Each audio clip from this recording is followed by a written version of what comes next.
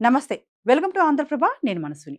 Drugs, గంజాయి వంటి మత్తు పదార్థాలను విక్రయించేవారిని పోలీసులు ఎప్పటికప్పుడు పట్టుకుంటున్నా నిందితులు మాత్రం చట్టంలోని లూప్ హోల్స్ ఉపయోగించుకొని తప్పించుకుంటున్నారు. దీనికి ప్రధాన కారణం ఎన్డీపీఎస్ చట్టంలో ఉన్న లొసుగులే. ఉదాహరణకు, చట్టంలో గంజాయి ఆకులను తరలిస్తే నేరం కాదు.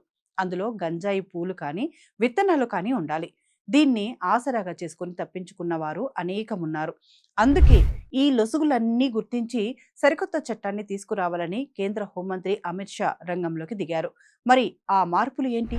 చట్టంలో ఉన్న లొసుగులేంటి? ఇప్పుడు చూద్దాం.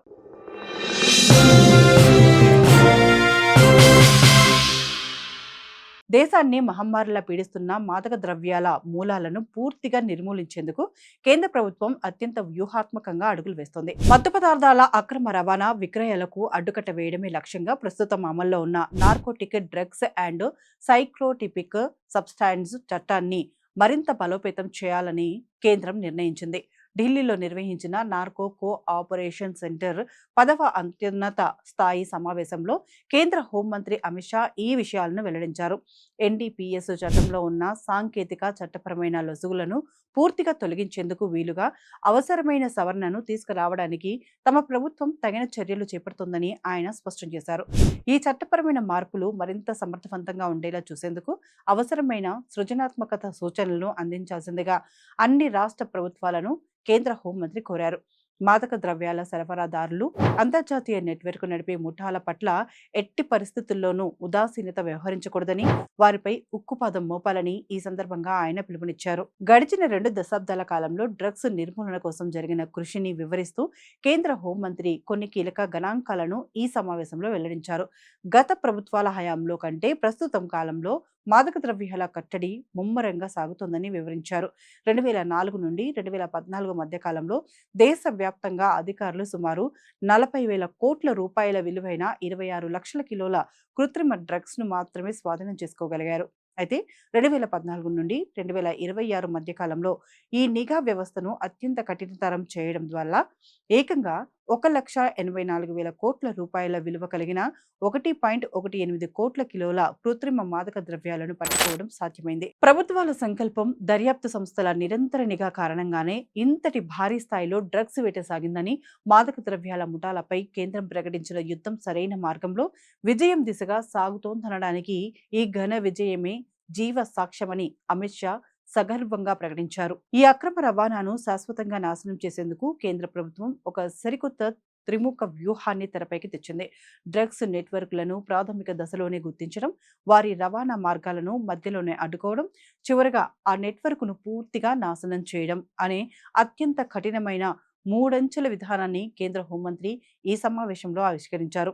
దీంతో పాటు 2026 నుండి 2029 కాలానికి గాను రాబోయే 3 ఏళ్లలో మాదక ద్రవ్యాల నియంత్రణను ఏ విధంగా ముందుకు తీసుకెళ్లాలో వివరిస్తూ ఒక సమగ్ర విజన్ డాక్యుమెంట్ ను కూడా కేంద్ర ప్రభుత్వం అధికారికంగా విడుదల చేసింది.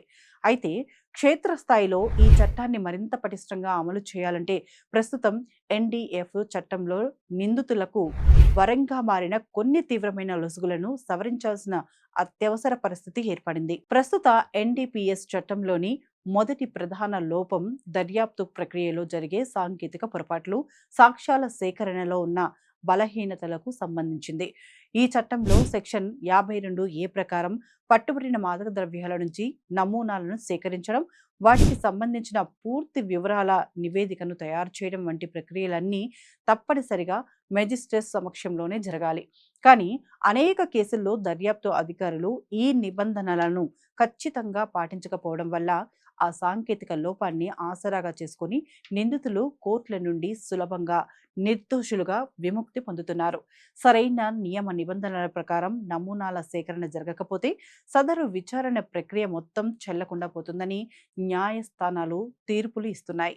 అలాగే నిందితుడిని సెర్చ్ అండ్ అరెస్ట్ చేసే సమయంలో ఒక గెజిటెడ్ అధికారి లేదా మెజిస్ట్రేట్ సమక్షంలో తనిఖీ చేయించుకునే హక్కు అతనికి ఉందనే విషయాన్ని నిందితుడికి ముందుగా తెలియచేయడంలో పోలీసులు విఫలమవుతున్నారు. తగినంత మంది స్వతంత్ర సాక్షులను ఉంచకపోవడం వంటి చిన్న చిన్న పొరపాట్ల వల్ల కూడా తీవ్రమైన కేసులు న్యాయస్థానాల్లో వీగిపోతున్నాయి. మరోవైపు కాలం మారుతున్న కొద్దీ వస్తున్న కొత్త రకాల డ్రగ్స్ చట్టంలోని అస్పష్టమైన నిర్వచనాలు నేరస్తులకు అనుకూలంగా మారుతున్నాయి.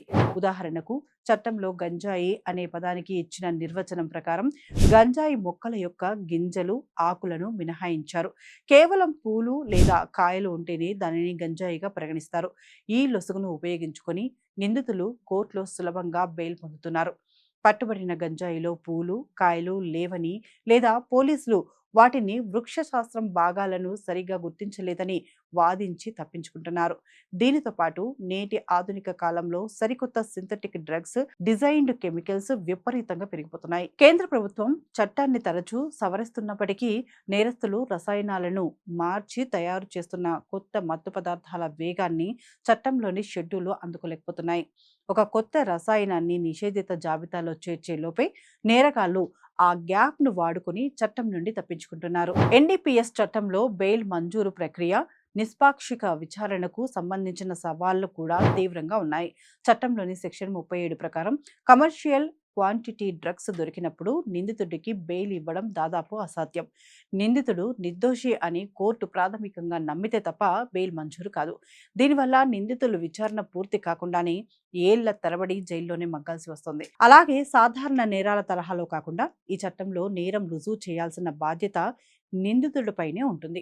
తన వద్ద ఉన్న మత్తు పదార్థాల గురించి తనకు తెలియదని లేదా తాను ఉద్దేశపూర్వకంగా వాటిని ఉంచుకోలేదని నిందితుడే కోర్టులో నిరూపించుకోవాల్సి ఉంటుంది. ఇక వ్యవస్థాగత లోపాల విషయానికి వస్తే ఆన్లైన్ ఫార్మసీలు, డార్క్ వెబ్ ద్వారా జరిగే మత్తు మందుల అమ్మకాలను పర్యవేక్షించడంలో ప్రస్తుత చట్టం తీవ్ర ఇబ్బందులను ఎదుర్కొంటోంది.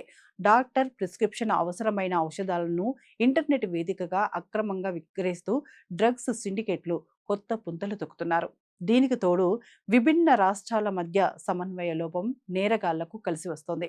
వివిధ రాష్ట్రాల్లోని పోలీసులు, కస్టమ్స్, ఎన్ఫోర్స్మెంట్ సంస్థలు విడివిడిగా పనిచేయడం వల్ల ఒక కేంద్రీకృత వ్యవస్థతో పాటు రియల్ టైం సమాచార మార్పిడి వ్యవస్థ లోపించింది. ఈ లోపాలను డ్రగ్ సిండికేట్లు తమ రవాణా వ్యాపారానికి అనుకూలంగా మార్చుకుంటున్నారు. ఈ లొసుగులన్నింటినీ అధిగమించేందుకు ఇటీవల కేంద్ర ప్రభుత్వం అత్యంత పకడ్బందీ చర్యలు చేపడుతోంది.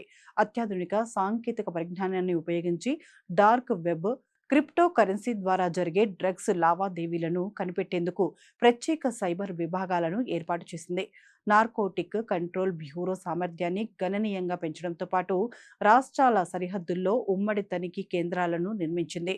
విమానాశ్రయాలు, రేవు పట్టణాలలో అత్యాధునిక స్కానర్లను అమర్చడం ద్వారా విదేశాల నుండి వచ్చే మాదక ద్రవ్యాలను ముందే అడ్డుకుంటున్నారు.